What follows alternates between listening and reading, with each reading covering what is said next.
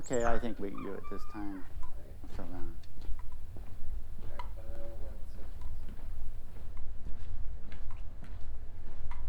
welcome to Deep House with Larry White.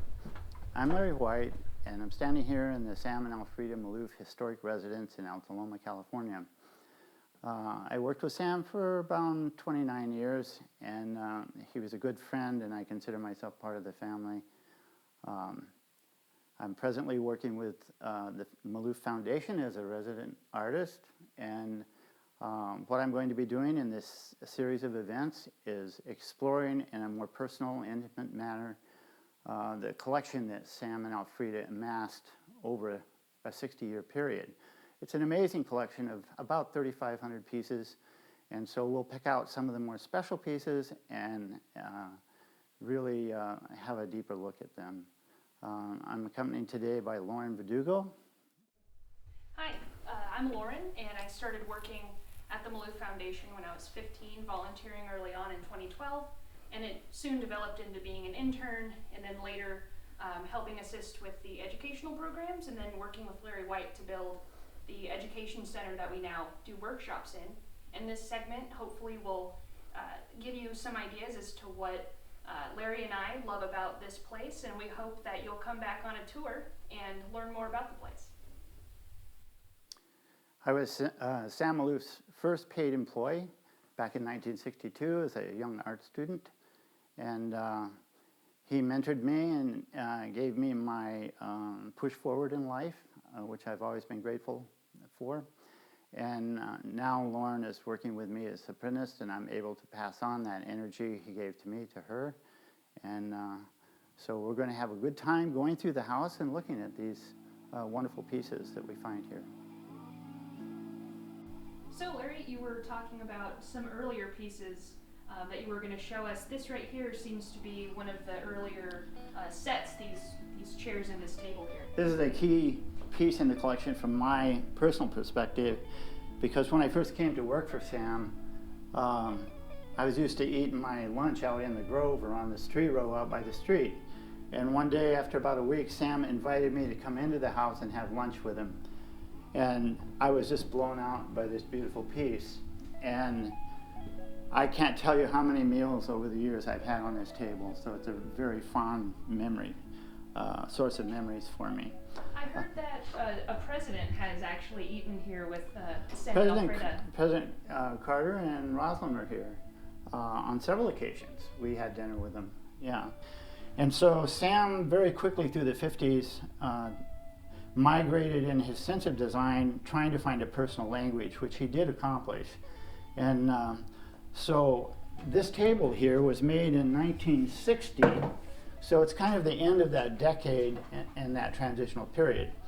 You'll notice that there's cork on the top. Sam loved to use cork throughout the 50s on all kinds of pieces, coffee tables, dining tables, desks.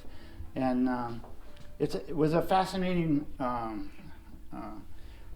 product to use at that time. Designers were using them for floors and walls and everything.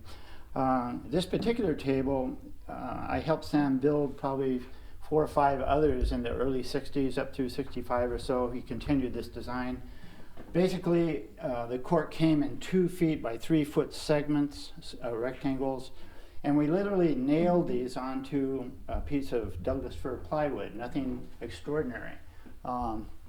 He would have me nail the cork on after we put glue on, and nail it on with little tiny brads, and then I would have to come back with a nail set and punch all the heads down so they didn't shine, so they were buried in the cork. After that, then he went in and put these splines in to cover the seams between the cork panels. And what I love about this table is the fact that he left this radial pattern rather than bringing these all the way in. The other thing I noticed a few years ago, which I had never noticed before, was Sam put cork plugs across the seams here to hide the little line. You can see it right there a little bit. Oh, yeah, but I thought that was really fastidious of him to detail it in that manner, and I like the way he crossed. Basically, the pedestal is coming up through the table. There's wedges underneath these splines, and then the splines add to the decoration. of the piece. So it's just marvelous. This has had so much oil put on it over the years, you can literally pour a glass of water on this table and it'll run off on the floor. It was a wonderful place to have great conversation with his clients and visitors, and it was a great source of conversation as well. The way we would do the side here is to set up a large compass, a trammel point, and draw the arcs for the square round. And then Sam's equipment at that time was very simple. This is a piece that can be made in a very simple shop. His bandsaw was just a little 12-inch or 14-inch bandsaw on an open frame. And so he would draw the lines and then cut right along the edges, and I would be on the outside holding that up so it didn't droop. And then after he cut all 4 sides, we'd go over to a 12-inch disc sander and sand the edges right to the line. Then he would take the walnut and hold it underneath, and we would scribe the line of the edge of the cork, and then he would cut those out and fit them just with a bandsaw and a sander. So this is all hand-eye coordination with very simple machinery, and it really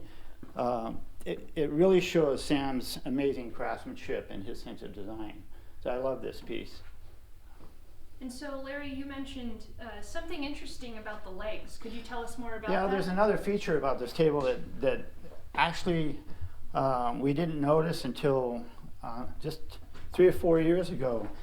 Underneath here, you'll notice that the pedestal, the point of the leg of the pedestal is pointing to the center of the arc. Throughout Sam's later career, the toe of the pedestal would always point to a corner, so this would be an open section. So it puzzled us as to why he oriented the legs this way, and we still don't know.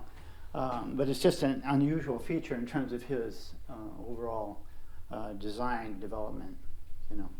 Well, all right. Thank you for sharing that information with me. That's great. Yeah, it's a beautiful piece. I love it.